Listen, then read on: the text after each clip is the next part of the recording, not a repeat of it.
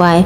गुरुजी ने कहा, आज से पहले भी हमने आपसे कहा, बहुत अधिक कष्ट है जीवन में चल रही हो, कसमकस जीवन चल रहा हो। एक बात का कहा था, नंदी के चरणों के पास बैठकर मौन होकर भोलेनाथ के शिवलिंग के दर्शन करना है। ऐसे इसलिए कहा था क्योंकि जैसे महादेव ने नंदी के ताप को समाप्त किया, उसी तरह जब हम नंदेश्वर के पास बैठकर या नंदी के चरण पकड़कर भोलेनाथ के दर्शन करते हैं तो महादेव हमारे जीवन की भी ताप को, परेशानियों को, कष्टों को, बीमारियों को समाप्त कर देते हैं। आप इस उपाय को रोज सुबह या शाम को कभी भी कर सकते हैं। दूसरा उपाय गुरुजी ने विशेष उपाय बताया है। उन्होंने बताया है कि नंदी तुम्हारे नाम लेकर नंदेश्वर महादेव का स्मरण करके जिसके कंठ में बड़ा रोग हो गया है, बहुत बड़ा कोई रोग हो गया है, बड़ी बीमारी हो गई है या लीवर, किडनी या कैंसर जैसा रोग हो गया हो, तो शिव महापुराण की कथा कहती है, एक दुर्बा एक बेलपत्र नंदेश्वर महादेव के नाम से शिव जी के शिवलिंग पर अर्पित की जाती है। पहले आपको एक दुर्बा चढ़ाना है, फिर बेलपत्र अर्पित करना है और फिर इसके बाद तांबे के पात्र से धीरे धीरे धार से जल अर्पित करना है, शुरू कर देना है।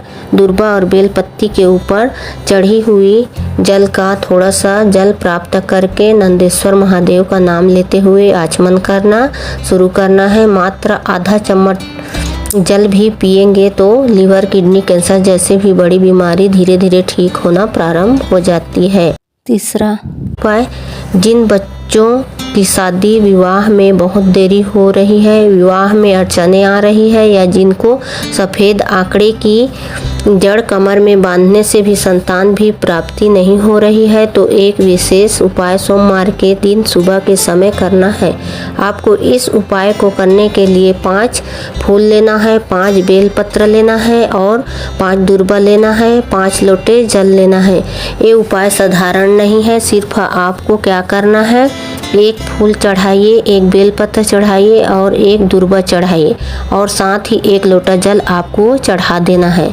तुमरुका जी का नाम लेते हुए या नंदेश्वर महादेव का नाम लेते हुए अर्पित करना है। ऐसा क्रम आपको 5 बार करना है। फिर से आपको 1 फूल चढ़ाना है, 1 बेलपत्र चढ़ाना है और 1 दुर्बा चढ़ाना है और 1 लोटा जल अर्पित करना है। इस तरीके से आपको 4 चीज़ें 5 बार अर्पित करना है तुमरुका जी का नाम लेते हुए। ये चीज़ें आप अर्पित कर दें और इसके बाद श्री शिवाय नमस्तुभ्यम मंत्र का जाप करना है। वहाँ 2 मिनट बैठना है। ये मंत्र जाप 5 बार जरूर करें। गुरुजी ने कहा है ये उपाय अगर 5 से 7 सोमवार करें तो संतान की प्राप्ति भोलेनाथ जी की कृपा से जरूर होगी और अगर शादी विवाह के लिए कर रहे हैं तो आपको उत्तम रिश्ते की जरूर प्राप्ति होगी, निश्चित है। चौथा उपाय, खुद का मकान नहीं है, खुद का दुकान नहीं है, दूसरे के मकान में रह रहे हो, कोई दुकान में काम कर रहे हो, नौकरी व्यवसाय कुछ भी नहीं है, बहुत संघर्ष में जीवन व्यतीत कर रहे हो, ठेला चला रहे हो, अर्थात आपकी आर्थिक स्थिति अच्छी नहीं है, तो आपको ये उपाय करना है। ये उपाय आपको प्रत्येक माह की शिवरात्रि में करना है।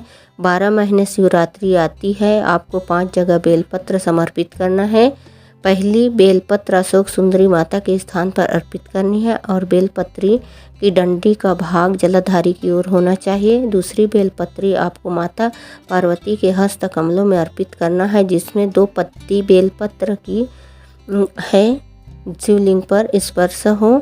तीसरी बेलपत्र आपको शिवलिंग के ऊपर अर्पित करना है, जिसमें जहाँ से आप बैठकर शिवलिंग पर बेलपत्र अर्पित कर रहे हो उसकी डंडी का भाग आपके विपरीत दिशा की ओर होनी चाहिए। चौथी बेलपत्री जहाँ से जल बहकर जाता है, पूरी शिवलिंग को छोड़कर जहाँ से जल बहकर नीचे की ओर जाता है वहाँ पर अर्पित करना है। 5वीं बेलपत्र नंदी का जो उठा हुआ पैर होता है वहाँ पर आपको वो बेलपत्र अर्पित करना है।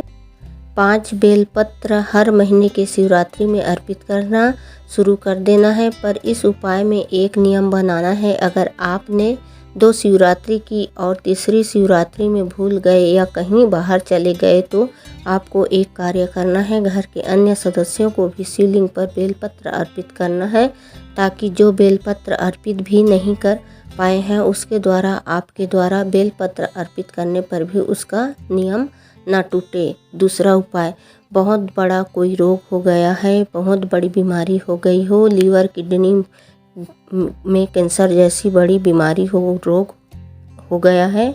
शिव महापुराण की कथा कहती है, एक दुर्वा एक बेलपत्र नंदेश्वर महादेव का नाम स्मरण कर शंकर भगवान के शिवलिंग पर आपको समर्पित कर देना है।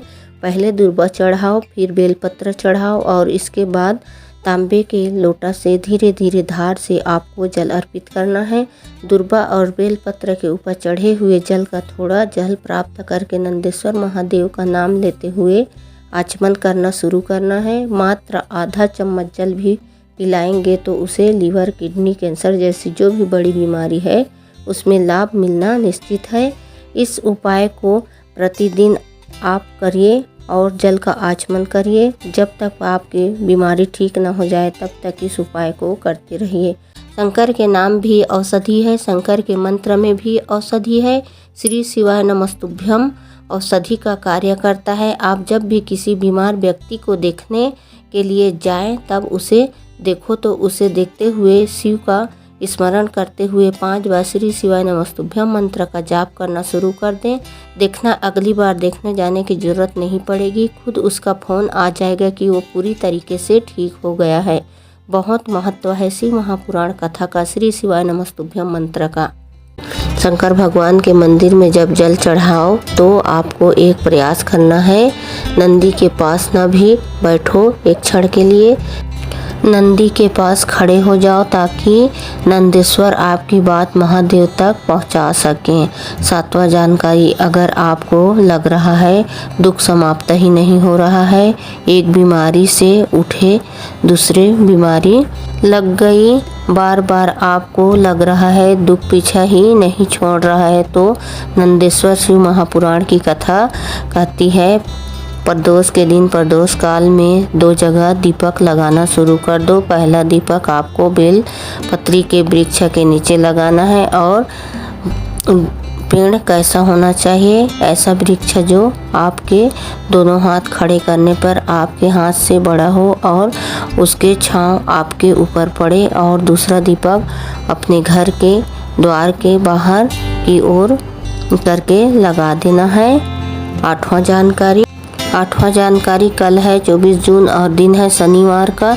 इस दिन किए जाने वाला एक खास उपाय लक्ष्मी नारायण विशेष उपाय। यदि आपके घर में धन संपदा की कमी है, आप बहुत प्रयास करते हैं, कार्य करते हैं पर आपको सफलता नहीं मिलती है, लक्ष्मी की वृद्धि नहीं होती है, तो आपको कल 24 जून दिन शनिवार के दिन एक विशेष उपाय करना है। आपको शनिवार के दिन शाम के समय पीपल वृक्ष के नीचे जाना है और एक घी का दिया लेकर जाना है जिसमें आपको गोल बाती का प्रयोग करना है। गोल बाती का दिया आपको लगाना है।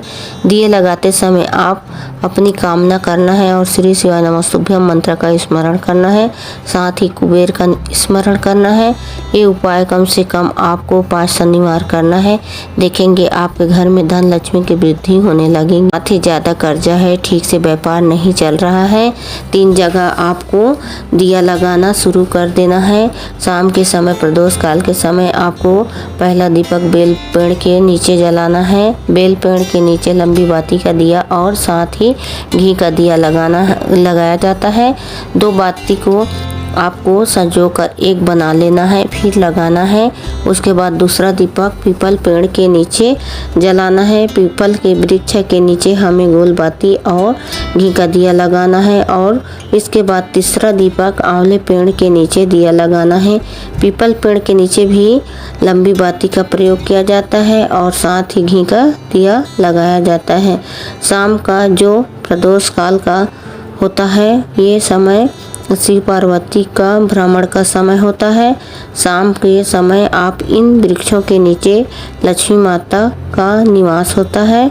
जो व्यक्ति इस वृक्ष के नीचे दीपक लगाते हैं उनका प्रकाश हमारे घर में जरूर होता है, लक्ष्मी धन संपदा से भर जाता है। ये उपाय कल आप 24 जून दिन शनिवार को कर सकते हैं। यदि किसी कार्य के लिए जा रहे हो, किसी भी कार्य के लिए पहुंच रहे हो और आप चाहते हो वो कार्य पूरा होना चाहिए, तो ये उपाय आप कभी भी कर सकते हैं। शंकर जी के मंदिर में दर्शन करते हुए जाना है और जो भी बेल पत्र शंकर भगवान के शिवलिंग पर चढ़ी हुई है उसे धोकर वापस शिवलिंग पर चढ़ा देना है। और आपको लग रहा है आपका कार्य होना ही चाहिए, तो वो बेलपत्र चढ़ाकर वो बेलपत्र मांग लेना और अपने कार्य के सफलता के लिए उसे लेकर साथ में जाना। इस बेलपत्र को गणेश जी, पार्वती जी, अशोक सुंदरी माता, जया हुई सरस, शामलीवरी, दौतली और देव के प्रतिबिंब के रूप में लेकर के जा रहा हूँ, ऐसा निवेदन करना। और मुझे विश्वास है कि शिव जी मेरे साथ हैं और मेरा कार्य अवश्य पूरा करेंगे। इसी विश्वास के साथ मैं वापस उसी बेलपत्र को लाकर वापस मंदिर में चढ़ा जाऊंगा, ऐसा मेरा विश्वास कहता है। ऐसा निवेदन करके आपको वो बेलपत्र अपने साथ लेकर जाना है और जो भी कार्य के लिए जा रहे हैं वो बेलपत्र आप अपने पास रखें। इसके बाद आपका कार्य पूरा हो जाए, फिर वो बेलपत्र अगले दिन शंकर भगवान पर चढ़ा देना है। जिन्हें 25 साल तक औलाद नहीं हुई हो, तुमरुका जी का नाम लेना है और सफ़ेद आंकड़ा का जड़ लेना है। पति पत्नी दोनों जाएं, रजस्वला धर्म के 7वें दिन जड़ लाएं और मंदिर में जाकर 21 बार शिवलिंग पर उसे घुमाकर तुमरुका जी का नाम लेते हुए लाल धागे में बांध कर कमर में बांध लें और 1 लोटा जल चढ़ाएं। 1 बेलपत्र चढ़ाना शुरू कर दें। जल का आचमन करें और अगर बेलपत्र का आचमन करते बने तो ठीक, नहीं तो कोई बात नहीं। इसके साथ आप बाबा से बोल दो, सब जगह से हार गई हूँ, अब तुम्ही एक भरोसा है, तेरे भरोसे मेरा जीवन है, पार भी तुमको ही लगाना है। 7वां जानकारी, जैसे यशोदा माता की माँ जी ने अपने पुत्री के लिए संतान प्राप्ति के लिए सावन में रोज 1 लोटा जल चढ़ाना शुरू किया और साथ में सावन की पूर्णिमा में संतों को भोजन कराया, जिसमें उन्होंने खीर और मालपुआ शामिल किया। ये काफ़ी अच्छा संतान प्राप्ति उपाय है। ऐसे करने से यशोदा माता के घर में 50 से 60 साल में उनके उम्र में भी संतान की प्राप्ति हुई थी। 8वां जानकारी, महादेव की विशेष कृपा प्राप्त करने के लिए आपने जीवन से दुख, तकलीफ, कष्ट और बीमारियों को दूर करने के लिए आपको 2 जगह दिया प्रदोष के दिन शाम को प्रदोष काल में लगाना शुरू कर देना है। पहला दिया आपको बेल पेड़ के नीचे लगाना है, जिसमें आपको लंबी बाती का प्रयोग करना है, साथ ही घी का उपयोग करना है।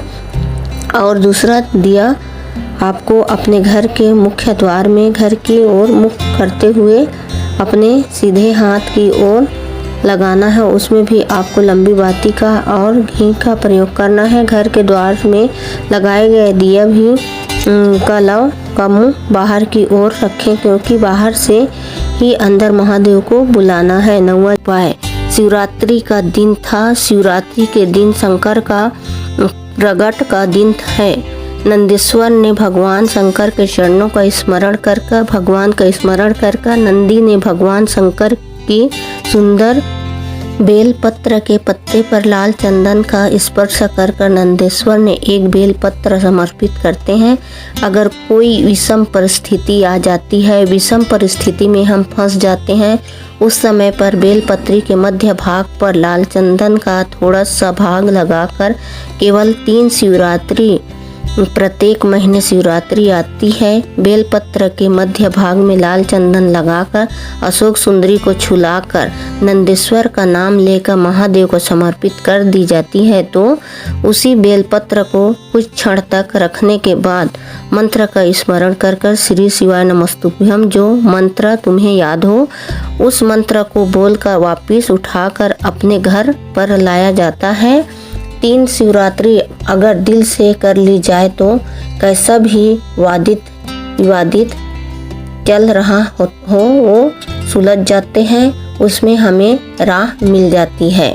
शिवाय नमस्तुभ्यम। हर हर महादेव।